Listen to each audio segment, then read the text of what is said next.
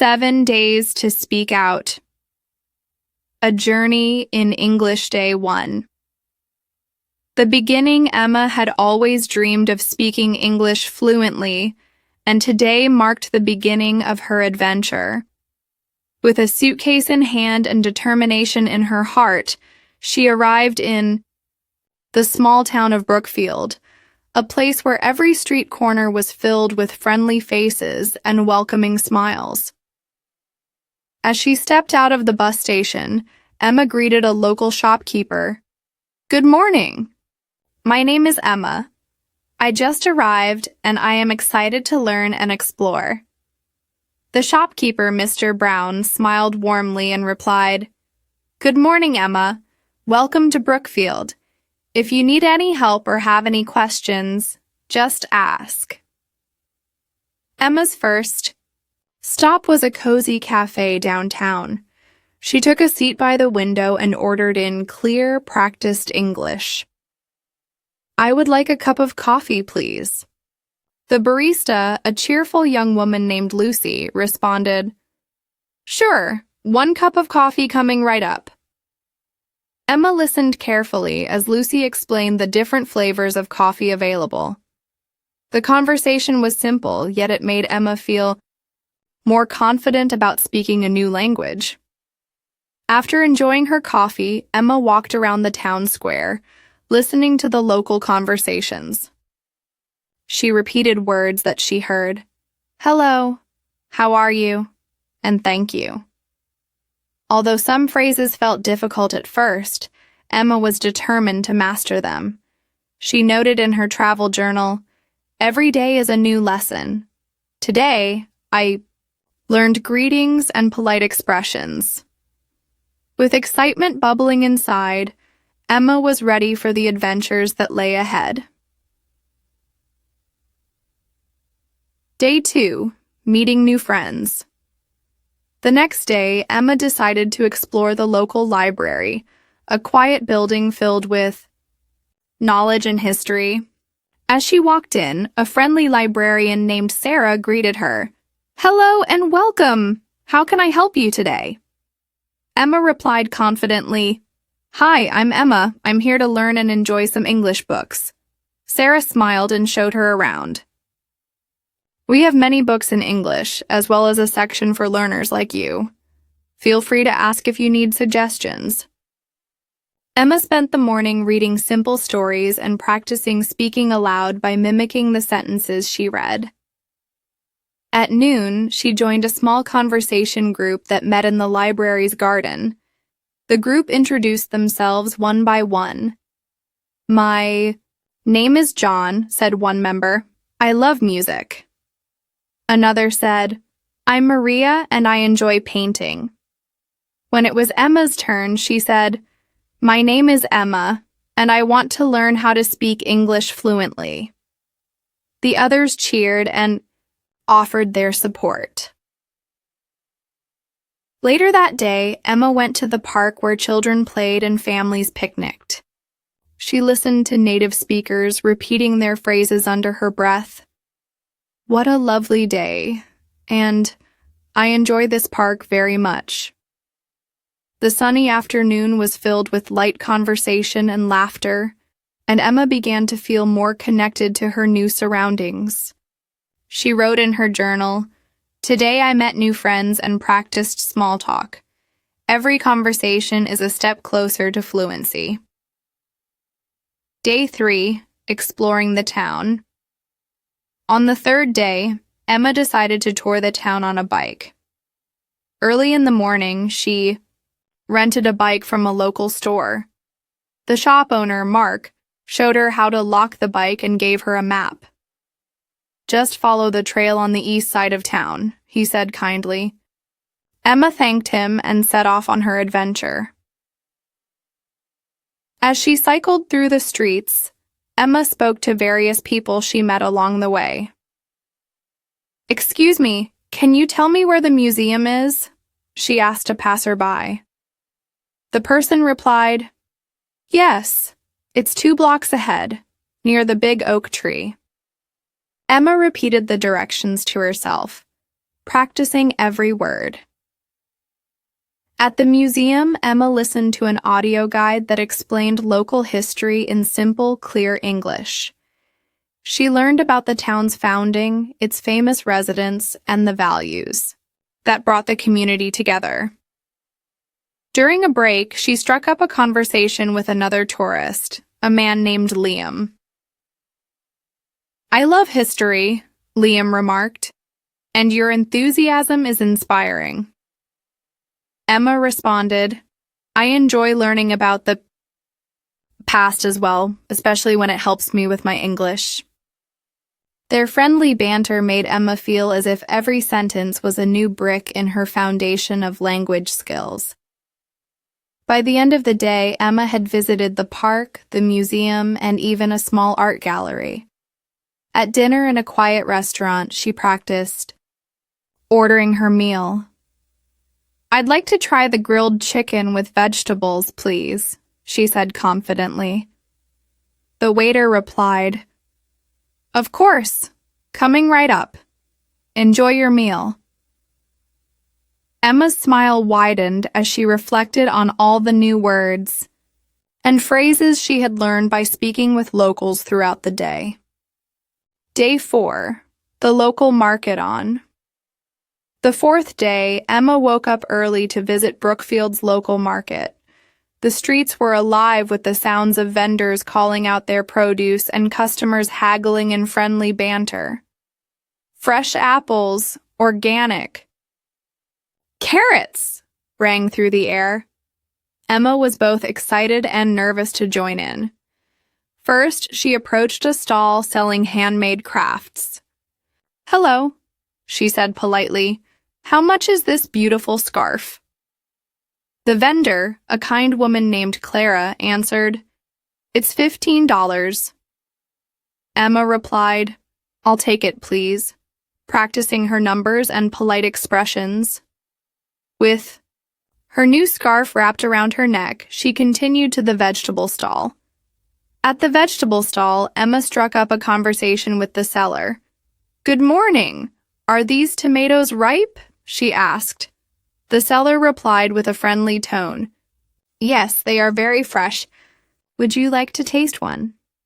Emma nodded eagerly and said, "Yes, please." After tasting, she smiled and said, "They are delicious. I'll buy a kilo." Throughout the bustling market, Emma had many opportunities to use her English skills in real-life settings. She talked to local residents about their favorite recipes, learned the names of various fruits, and even tried bargaining over prices. The lively atmosphere helped her build her vocabulary and learn expressions like, "How much is it?" and "Can I try one?" By late afternoon, Emma had filled her bag with groceries and treasures from the market. In her journal, she wrote, "The market is full of life and language. Every vendor, every buyer is a teacher in their own way." Day 5. A day in nature. Day 5 brought Emma to the nearby countryside, where nature painted a vivid picture in greens and blues. The day started with a hike up a gentle hill. Emma joined a small group of hikers, and soon conversations flowed effortlessly. "Beautiful weather today, isn't it?" said one hiker. Emma responded, "Yes, the sky is clear and I feel so alive." As they reached the hilltop, the group paused for a break. They sat on a large rock, sharing stories about their lives. Emma listened intently when a fellow hiker named David explained, "I come here every weekend to find peace and practice mindfulness." Emma then shared her reason for being there. "I am here to learn English and find my inner calm." The exchange sparked a discussion about cultures, hobbies, and dreams.